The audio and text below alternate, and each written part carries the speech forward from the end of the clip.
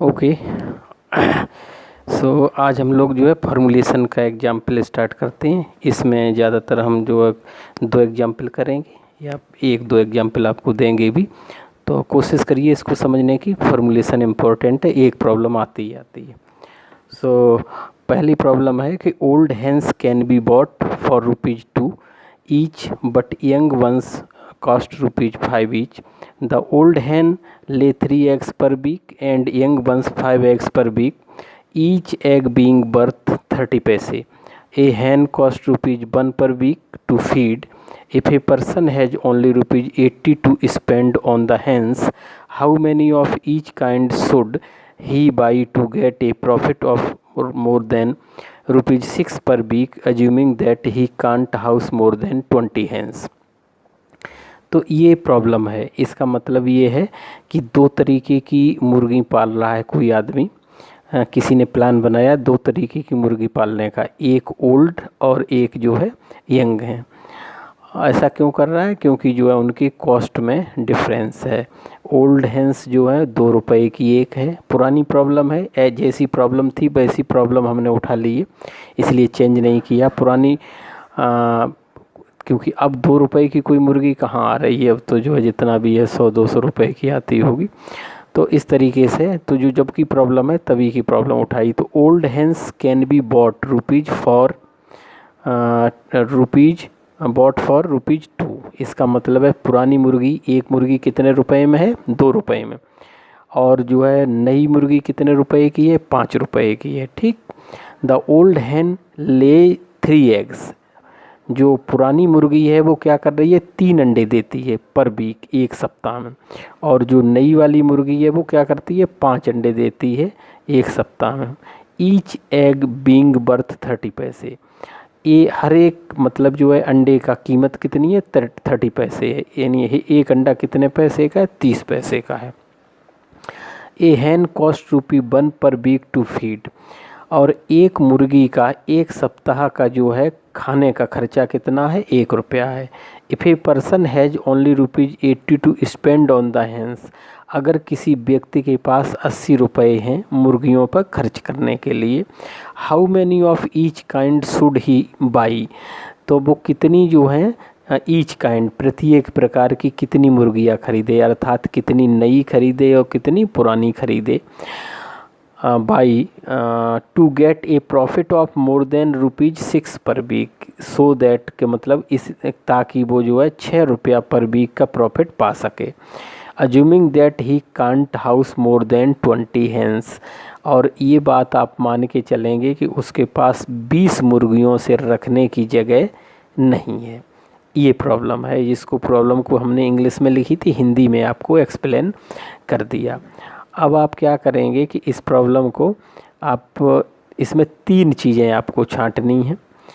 एक तो objective function, एक कंस्ट्रेंट्स और एक डिसीजन वेरिएबल्स। ठीक है ना? तो डिसीजन वेरिएबल्स इसमें आपको दिख रहा है मुर्गियां हैं, है ना? मुर्गियां डिसीजन वेरिएबल्स हैं। ऑब्जेक्टिव फंक्शन कैसा है? वो क्या चाह रहा है? मुर्गी पालन करेगा तो नुकसान तो चाहेगा नहीं, तो वो चाह रहा है प्रॉफिट, कि हमें मुर्गी पालन से क्या होना चाहिए? प्रॉफिट। इसका मतलब ऑब्जेक्टिव फंक्शन होगा मैक्सिमाइजेशन का, यानी प्रॉफिट का हम बनाएंगे इक्वेशन और उसको क्या करेंगे? मैक्सिमाइज करेंगे। राइट। आगे क्या होगा? कांस्टेंट्स क्या क्या लगे हुए हैं आपको दिख रहे होंगे क्वेश्चन में। 20 से ज़्यादा मुर्गियां रख नहीं सकता है, ₹6 से ज़्यादा का पर वीक प्रॉफिट चाहिए, है ना? और ₹80 उसके पास कुल हैं, ₹80 से ज़्यादा नहीं है। तो क्लियर दिख रहा है, आप देखिए कि जो है आप 3 कंडीशंस क्लियर दिख रही हैं कि ₹80 से ज़्यादा वो खर्च नहीं कर सकता है ना? और प्रॉफिट उसको ₹6 से कम नहीं चाहिए, ज़्यादा चाहिए। ₹6 से मोर देन लिखा है, ₹6 से ज़्यादा चाहिए। और 20 मुर्गियों से ज़्यादा नहीं रख रहा है। तो हमेशा ध्यान रखिए, एलपीपी की जो बर्ड प्रॉब्लम होती है उसको पहले समझना ज़रूरी है। समझने के बाद फिर जो है उसके बाद तब उसको आप कर सकते हैं, जो है बढ़िया से कर सकते हैं। नहीं तो उसमें प्रॉब्लम आएगी। आप जब समझ ही नहीं पाएंगे प्रॉब्लम तो करेंगे कैसे फिर? तो उसमें हमेशा प्रॉब्लम आती है ना। चलिए हम लोग आगे बढ़ते हैं। Step first, we have to find out number of old hens and young hens so as to optimise the profit. तो हमें क्या निकालना पड़ेगा, हमें पुरानी मुर्गियाँ और नई मुर्गियाँ निकालनी पड़ेंगी, सो दैट मतलब ताकि हम जो है प्रॉफिट को क्या कर सकें, ऑप्टिमाइज कर सकें। ऑप्टिमाइज का मतलब मैक्सिमाइज कर सकें, ठीक है। ऑप्टिमाइजेशन का मतलब होता है मिनिमाइजेशन और मैक्सिमाइजेशन। यहाँ पर प्रॉफिट की प्रॉब्लम है तो प्रॉफिट के लिए मैक्सिमाइजेशन वर्ड का इस्तेमाल करेंगे। दस objective is profit type, so let Z denote the profit. अब हम जेड या डब्लू से किसी से भी डिनोट कर सकते हैं, ज़्यादातर जो है परंपरा ऐसी है कि जेड से डिनोट करते हैं, है ना। कोई ऐसा रूल नहीं है कि जेड से ही डिनोट करेंगे। तो हमेशा ध्यान रखिए, दो चीज़ें होती हैं लाइफ में, एक परंपरा और एक नियम। नियम में तो हम बंधे रहते हैं लेकिन परंपराओं में हम बंधे नहीं रहते हैं। तो जेड की जगह आप डब्लू भी लिख सकते हैं और भी कुछ लिख सकते हैं, लेकिन परंपरा है जेड लिखने की, इसलिए जेड लिख रहे हैं। स्टेप 1 ये हो गया कि हम क्या करना चाह रहे हैं। हमारा जो ऑब्जेक्टिव फंक्शन है वो मैक्सिमाइज टाइप का है और हम इसको जो है मैक्सिमाइज करने की कोशिश करेंगे। सेकंड स्टेप है number of old hens and number of young hence affect the profit. पुरानी और नई मुर्गियां जो है प्रॉफिट को प्रभावित करेंगी, यानी अगर हम एक तरीके की ज़्यादा खरीदेंगे तो मतलब प्रॉफिट होगा, दूसरी तरीके की ज़्यादा खरीदेंगे तो प्रॉफिट उतना नहीं होगा। So number of old hens and young hens are decision variables. इसलिए ये जो है पुरानी मुर्गियां और नई मुर्गियां क्या हैं, डिसीजन वेरिएबल्स हैं। ये डिसाइड करेंगे कि हमें प्रॉफिट कितना होगा, right. Let the number of old hens is x1 and young hence is x2। हमने ये मान लिया कि मान लीजिए कि पुरानी जो मुर्गियां हैं वो x1 हैं और नई मुर्गियां जो हैं x2 हैं। यानी ये मुर्गियों की संख्या मान ली कि पुरानी मुर्गियां कितनी हैं, x1 है, और नई मुर्गियां कितनी हैं, x2 हैं। अब x1 x2 की कोई भी वैल्यू हो सकती है, वो चाहे जो है 10 20 50 2 4 5 6, ठीक। Step 3, since number of old hens is x1 and 1 old hens lays 3 eggs per week. तो नंबर ऑफ ओल्ड हेंस कितना है, x1, और 1 ओल्ड हेन लेज 3 एग्स पर वीक। और एक जो है पुरानी मुर्गी कितने अंडे देती है, 3 अंडे देती है। So total number of eggs led by old hence, भाई आप एक मुर्गी 3 अंडे देती है और आपके पास मुर्गियां मान लो 10 हैं, तो टोटल अंडे कितने हो जाएंगे, 30 हो जाएंगे कि नहीं। क्यों, क्योंकि जो जितनी मुर्गियां हैं, एक मुर्गी 3 अंडे देती है तो 10 मुर्गी, सिंपल मैथमेटिक्स, 10 × 3 हो जाएगा। तो अब हमारे पास x1 मुर्गियां हैं और एक मुर्गी 3 अंडे देती है, तो कितने अंडे हो जाएंगे, 3x1। तो 3x1 पर वीक अंडे देंगी। इसी तरीके से दूसरी वाली नई वाली मुर्गियां कितने अंडे देंगी, 5x2। क्यों, क्योंकि वो एक मुर्गी 5 अंडे देती है पर वीक। तो पर वीक पुरानी वाली मुर्गियां कितने अंडे देंगी, 3x1, और नई वाली मुर्गियां देंगी 5x1। इतने अंडे आपके पास होंगे, कितने अंडे होंगे, 3x1 एंड 5x2। तो टोटल अंडे कितने हो गए, 3x1 प्लस 5x2। अब टोटल अंडे बेचोगे तभी तो प्रॉफिट प्राप्त होगा। तो जो है टोटल हमारे पास अब प्रॉफिट यहीं से निकलेगा। अब आप देखिए 3x1 प्लस 5x2 है, यहाँ से प्रॉफिट निकलेगा, right. Since each egg being worth 30 पैसे, प्रत्येक अंडा कितने का है, 30 पैसे का है। तो 30 पैसे को रुपए में चेंज कर दो। तो 1 पैसा मतलब 1 रुपये में कितने पैसे होते हैं, 100 पैसे, है ना। तो आप क्या करोगे, 30 पैसे को 100 से डिवाइड कर दोगे, तो 30/100। जब 30/100 करोगे तो आ जाएगा 0.30 रुपीज़। तो 30 पैसे इक्वल टू 0.30 रुपीज़, है ना। So total cost of eggs, अब टोटल अंडे आपके पास कितने हैं, हमने बताए 3x1 plus 5x2। 3x1 plus 5x2 total अंडे हैं और एक अंडा 30 पैसे का था, उसको रुपए में बदल लिए, उतने से मल्टीप्लाई कर दो तो पैसा मिल जाएगा 0.30 इंटू 3x1 प्लस 5x2। तो इतने क्या हो जाएंगे, ये आपके इतना मतलब इतना टोटल हो गया। मतलब आपने क्या करोगे, इतने के अंडे हो गए, 3x1 plus 5x2 multiplied by 0.30, तो ये क्या हो जाएगा, ये आपका पैसा आ जाएगा, ठीक। तो ये आपके इतने पैसे टोटल आएंगे, ये आप बात आप ध्यान रखेंगे कि इतने पैसे आपके टोटल आ जाएंगे, है ना। चलिए आगे बढ़िए। Also total number of hens, टोटल मुर्गियाँ कितनी हैं, x1 प्लस x2, क्योंकि ये आपकी ओल्ड हैं और ये यंग हैं, टोटल इतनी मुर्गियाँ तो हैं। सिंस आ हैन कॉस्ट ₹1 पर वीक टू फीड, और एक मुर्गी जो है कितना खाती है पर वीक, ₹1 क्या खाती है जो भी राशन है। तो ये तो आपका टोटल हुआ, इतना पैसा तो टोटल आया। लेकिन अब इसमें टोटल खर्चा किसका है भाई, घर तो उसका अपना है, लेकिन खिलाएगा तो खिलाने का पैसा इसमें और है, तो खिलाने का पैसा इसमें से आप माइनस करोगे, वही तो प्रॉफिट होगा। जैसे आपने मुर्गियाँ पाली, मुर्गियाँ पालने के बाद उनको जो खिलाया वो माइनस करिए, वो जो बचेगा वो प्रॉफिट होगा। सो देयरफॉर मैक्सिमम जेड, यानी मैक्सिमम जेड का मतलब यही अब ऑब्जेक्टिव फंक्शन हो गया आपका मैक्सिमाइज जेड। मैक्सिमम जेड कहें चाहे आप मैक्सिमाइज जेड कहें, दोनों का मतलब क्या है, दोनों का मतलब सेम है ना। शॉर्ट में हम इसको मैक्सिमम जेड लिखते हैं।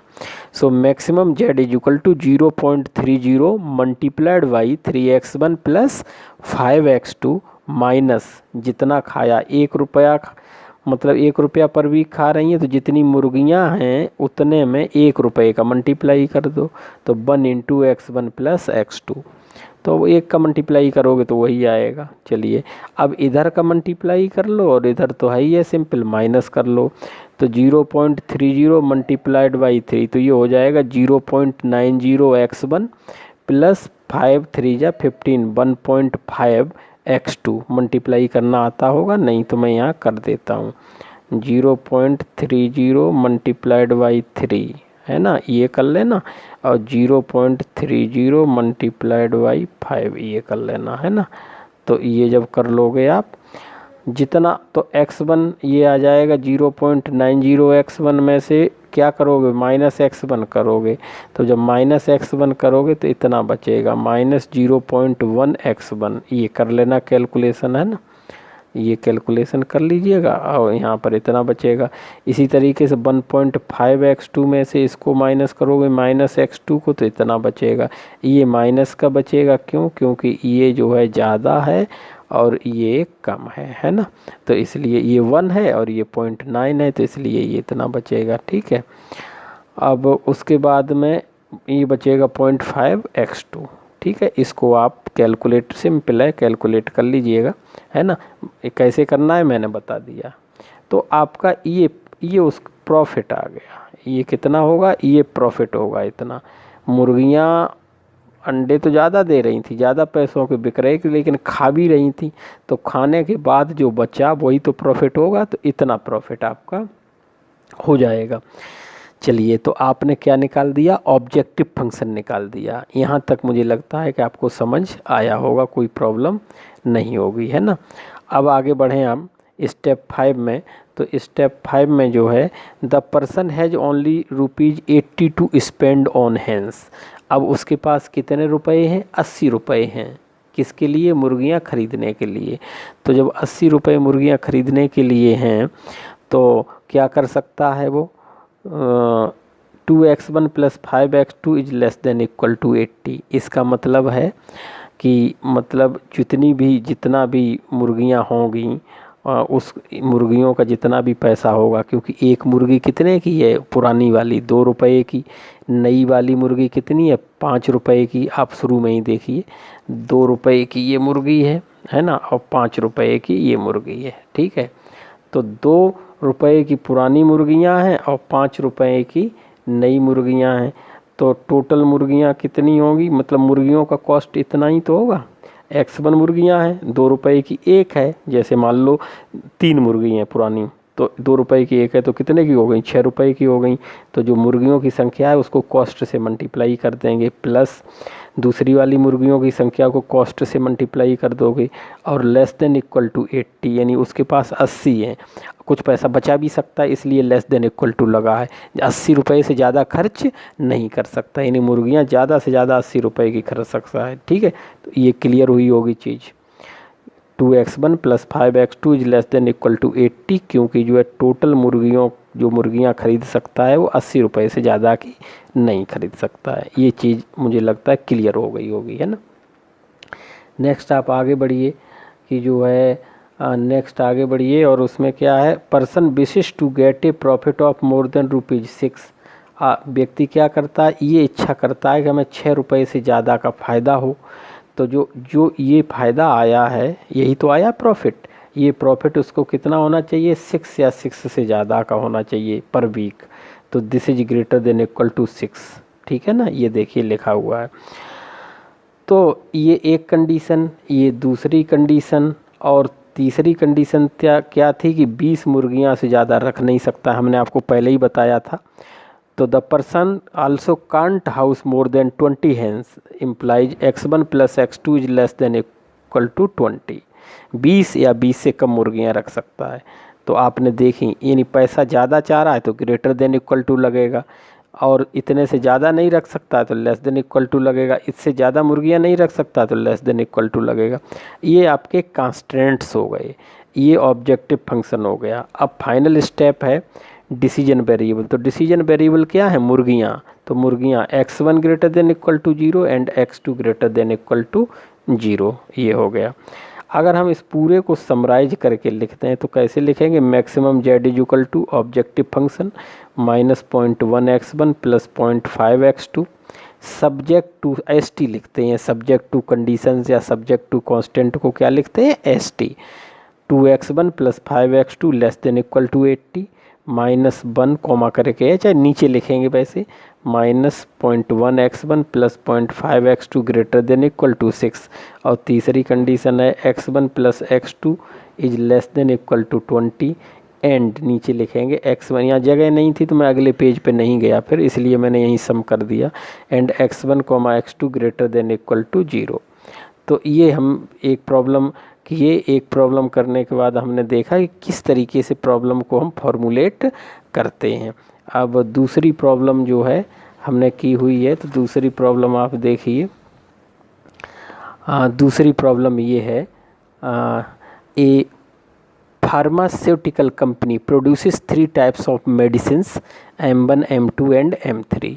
For manufacturing these medicines 3 types of ingredients I1, I2 and I3 are required. M1 requires 3 units of I1 and 2 units of I2। यानी एक M1, एक मशीन मेडिसिन जो है, एक मेडिसिन क्या करती है, 3 यूनिट्स ऑफ I1 की रिक्वायरमेंट है and 2 units of I2। 1 M2 requires 2 units of I1, 3 units of I2 and 4 units of I3। and 1 M3 requires 4 units of I1 and 3 units of I3. The company has a stock of 40 units of I1, 30 units of I2 and 45 units of I3. The profit on selling 1 M1 is ₹8, 1 M2 is ₹813 and 1 M3 is ₹10. If all the medicines produced are sold, formulate the problem as an LPP to maximize the profit. अब ये फिर profit की problem है। अब पहले इसको आप समझ लीजिए, 3 तरीके की मेडिसिन्स जो हैं कोई कंपनी बना रही है ना, M1, M2 और M3, 3 तरीके की मेडिसिन बना रही है। और उन 3 तरीके की मेडिसिन में जो है कुछ जो है चीज़ें जो लग रही हैं, इंग्रेडिएंट्स लग रहे हैं I1, I2, I3, ठीक है। और उनके हर इंग्रेडिएंट के यूनिट्स अवेलेबल हैं। I1 का अवेलेबल है 40, I2 का अवेलेबल है 30 एंड I3 का अवेलेबल है 45, ठीक है। तो उसके बाद the profit on selling on M1 is ₹8। और अगर जो है मेडिसिन पहली बेची जाती है तो उसको जो है उसकी सेलिंग पे 8 रुपये का फ़ायदा है, दूसरी मेडिसिन के बेचने पे 13 रुपये का फ़ायदा है, और तीसरी मेडिसिन के बिकने पे 10 रुपये का फ़ायदा है। तो इस तरीके की जो प्रॉब्लम होती हैं उनको हम टेबल बना के भी कर सकते हैं ना। तो हमने यहाँ टेबल बना के किया है, फिर आसानी से प्रॉब्लम आपकी सॉल्व हो जाती है। देखिए मैंने पूरा आपको समझा दिया कि किस तरीके से आप बनाई। By tabulating the given data we have, ingredients आप लिख लीजिए, है ना। मेडिसिन्स लिख लीजिए और टोटल अवेलेबिलिटी लिख लीजिए। इंग्रेडिएंट्स आपके कितने हैं, I1 I2 I3, ठीक है। मेडिसिन्स हैं M1 M2 M3, अवेलेबिलिटी है आपकी इतनी, ये सब टेबल बनी हुई है। अब I1 ग्रेडियंट है वो क्या करता है, यहाँ पर आप देखिए I1 जो है M1 requires 3 unit of I1 and 2 units of I2। M1 कितना रिक्वायर कर रहा है, 3 यूनिट ऑफ I1 और 2 यूनिट ऑफ I2, और उसने I3 का कोई जिक्र नहीं किया, तो इसलिए ये 0 हो गया M1 के लिए। M2 पे पहुँचिए आप, M2 पे पहुँचिए। M2 requires 2 units of I1, 3 units of I2 and 4 units of I3। तो M2 का हो गया 2 3 एंड 4, बिल्कुल पढ़ते जाइए। M3 requires 4 units of I1, देख 4 हो गया, and 3 units of I3, 3 I3 की, I2 का कोई जिक्र नहीं किया तो वो 0 हो गया, राइट। ठीक है, अब समझ आ गया होगा। और उसके बाद the company has a stock of 40 units of I1, तो ये I1 का कितना ही है उसके पास अवेलेबिलिटी, 40। इसी तरीके से I2 की 30 है ना, पढ़ते जाइए, और I3 की 45। उसके बाद कह रहा है the profit on selling on 1 M1 as, पहली एक मेडिसिन बेचने पे 8 रुपया बच रहा है, इसको M2 को एक मेडिसिन बेचने पे 13 रुपया, और M3 यानी मेडिसिन 3 बेचने पे 10 रुपया बच रहा है। ये पूरी की पूरी प्रॉब्लम हमने इतने में समराइज कर दी है ना। अब देखिए अब आप मान लीजिए 3 तरीके की आपकी जो है मेडिसिन प्रोड्यूस कर रहा है। So let the company produce X1 X2 and X3 number of medicines M1 M2 and M3। तो M1 मेडिसिन मान लो कितनी पैदा हो रही हैं, M1 मेडिसिन X1 पैदा हो रही हैं, M2 medicine X2 and M3 medicine जो है X3। इसका मतलब है X1 X2 X3 वेरिएबल हैं, इनकी वैल्यू कुछ भी हो सकती है। M1 का मतलब पहले प्रकार की जो मेडिसिन है वो 1000 बनाई, तो X1 की वैल्यू क्या हो गई, 1000।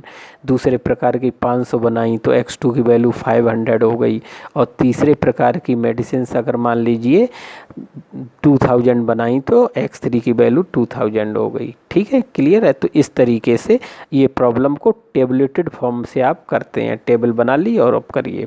चलिए, so total profit will be, profit उसने दिया ही हुआ है, तो इसमें X1 से मल्टीप्लाई करो, इसमें X2 से और इसमें X3 से, तो 8X1 plus 13X2 plus 10X3। ठीक है, प्रॉफिट है तो ये मैक्सिमाइजेशन की प्रॉब्लम बनेगी। The required quantity of gradient I1 will be, I1 का देख लो, I1 का आपका कितना है, I1 के सामने चलो 3X1 plus 2X2 plus 4X3, ये I1 की जो है रिक्वायरमेंट इतनी हो गई। ठीक है, since the company has a stock of 40 units, ये I1 कितना है कंपनी के पास, 40 यूनिट से ज़्यादा नहीं है, तो ये क्वांटिटी क्या होगी, less than equal to 40। Since the company has a stock of 40 units of ingredient I1, therefore 3X1 plus 2X2 plus 4X3 less than equal to 40। Similarly अब इसी तरीके से I2 के लिए देखो, I2 कितना है, 2X1 प्लस 3X, भाई मेडिसिन तो X1 X2 X3 ली है हमने संख्या, 2X1 plus 3X2 plus 0X3, तो 0X3 नहीं लिखेंगे, लेस देन इक्वल टू 30, तो यही है 2X1 plus 3X2 less than equal to 30। And I3 के लिए लिख दो, for ingredient I3 we get 4X2, ये देखो 0 है ना, तो 0 नहीं लिखेंगे, 4X2 plus 3X3 less than equal to 45, right. तो ये आपकी आ गई, ये आपका कांस्टेंट है, ये भी कांस्टेंट है और ये भी कांस्टेंट है। ये क्या बन जाएगा, ये बन जाएगा ऑब्जेक्टिव फंक्शन प्रॉफिट वाला। Since the units of the, since the है ना, since the units of the manufactured products can't be negative, तो जो मैन्युफैक्चर्ड यूनिट बन रही हैं, जो भी चीज़ें बनेगी, जितनी मेडिसिन संख्या बनेगी वो नेगेटिव नहीं हो सकती है। इसका मतलब है X1 X2 X3 is greater than equal to 0। Now by summarizing all we get, अब पूरी प्रॉब्लम को समराइज कर दीजिए। ठीक है ना, तो ऑब्जेक्टिव फंक्शन ये हो गया, कांस्टेंट्स ये हो गई, डिसीजन वेरिएबल ये हो गई, तीनों को समराइज करो तो maximum Z equal to 8X1 plus 13X2 plus 10X3, ये क्या हो गया, ऑब्जेक्टिव फंक्शन है ना। चाहते हैं ज़्यादा से ज़्यादा हमें फ़ायदा हो, such that subject to constant 3X1 plus 2X2 plus 4X3 less than equal to 40, 2x1 plus 3x2 less than equal to 30, 4x2 plus 3x3 less than equal to 45। ये क्या हो गए, ये कांस्टेंट्स हो गए आपके, ठीक है। और and x1 x2 x3 comma लगा के ग्रेटर देन इक्वल टू 0, ये नॉन नेगेटिविटी कंडीशंस हो गई, या हम इनको डिसीजन वेरिएबल्स बोलते हैं। तो इस तरीके से ये प्रॉब्लम, हमने 2 प्रॉब्लम फॉर्मुलेट करी आज। आप इनको दोनों को बढ़िया से करिए, मैं एक्सप्लेन भी कर दूंगा उसके बाद जो है जी मीट पर, और उसके बाद आप इनको करेंगे तो आप समझ जाएंगे, कोई प्रॉब्लम नहीं होगी, है ना। और बाकी कुछ प्रॉब्लम्स और भी करेंगे आगे के लेक्चर। Okay, thank you.